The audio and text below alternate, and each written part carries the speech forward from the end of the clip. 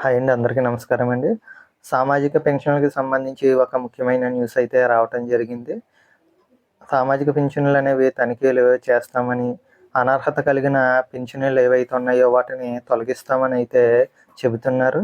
దీనికి సంబంధించిన పూర్తి వివరాలు ఈ వీడియో పూర్తిగా చూసి తెలుసుకోండి. అలాగే ఈ వీడియోనైతే మీరు లైక్ చేయండి. లైక్ చేస్తే ఇన్ఫర్మేషన్ ఎక్కువ మందికి రీచ్ అవుతుంది కనుక లైక్ చేయండి.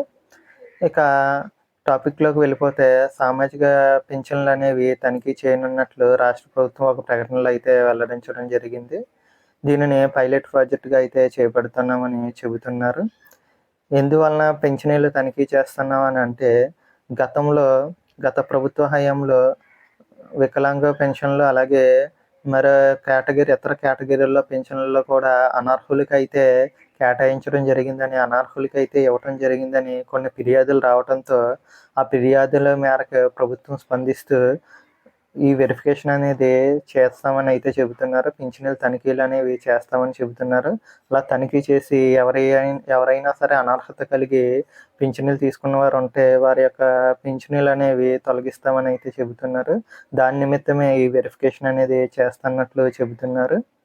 ఇక ఏ విధంగా వెరిఫికేషన్ చేస్తారా అనేది చూసినట్లయితే, జిల్లాకొక సచివాలయ పరిధిలో ఉన్నటువంటి పింఛనీలను అయితే వెరిఫికేషన్ చేస్తామని చెబుతున్నారు. అంటే జిల్లాలోని ప్రతి సచివాలయం, ప్రతి పింఛనీదారుడు కాకుండా ముందుగా జిల్లాకొక సచివాలయాన్ని ఎంచుకుని, ఆ సచివాలయంలో పింఛనీలను అయితే తనిఖీ చేస్తామని చెబుతున్నారు.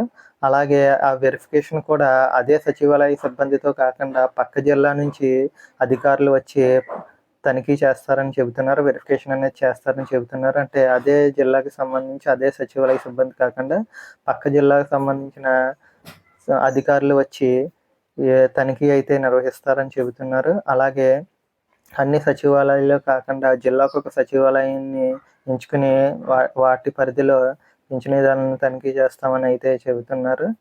దాంతోపాటుగా ఆ బృందం అంటే టీమ్స్ కింద ఏర్పడి పింఛనీ తనిఖీ అనేది చేస్తామని చెబుతున్నారు. ఒక టీం వచ్చి 40 మంది పింఛనీదారులని తనిఖీ చేసి వారి వివరాలు అనేవి యాప్‌లో అప్లోడ్ చేస్తారని చెబుతున్నారు. అంటే ఒక టీం వచ్చి 40 మంది పింఛనీదారులను మాత్రమే తనిఖీ చేస్తుంది. అలా ఒక సచివాలయ పరిధిలో ఎంతమంది పింఛనీదారులు ఉన్నారో అంతమందిని లెక్కించి అంతమందికి సరిపడా టీముల కింద ఏర్పడి వాళ్ళ పింఛన్లు అనేవి తనిఖీ చేస్తామని అయితే చెబుతున్నారు. అలాగే ఒక ప్రత్యేకంగా రూపొందించిన యాప్‌లో వారి వివరాలన్నీ కూడా అప్లోడ్ చేస్తామని అయితే చెబుతున్నారు. ఈ ప్రక్రియ అంతా కూడా సోమవారం మరియు మంగళవారం పూర్తి చేస్తారని అయితే చెబుతున్నారు. ఇది ఫ్రెండ్స్ ఈ వీడియోలోని ముఖ్యమైన సమాచారము. అలాగే కొత్త పింఛనీలకు సంబంధించి కానీ ఎటువంటి సమాచారం వచ్చినా ఈ గ్రూప్‌లో పోస్ట్ చేయడం జరుగుతుంది కనుక ఈ ఛానల్ అయితే సబ్స్క్రైబ్ చేసుకోండి. అలాగే ఈ వీడియోని అయితే లైక్ చేయండి. లైక్ చేస్తే ఎక్కువ మందికి అయితే ఈ వీడియో అయితే రీచ్ అవుతుంది. Thank you.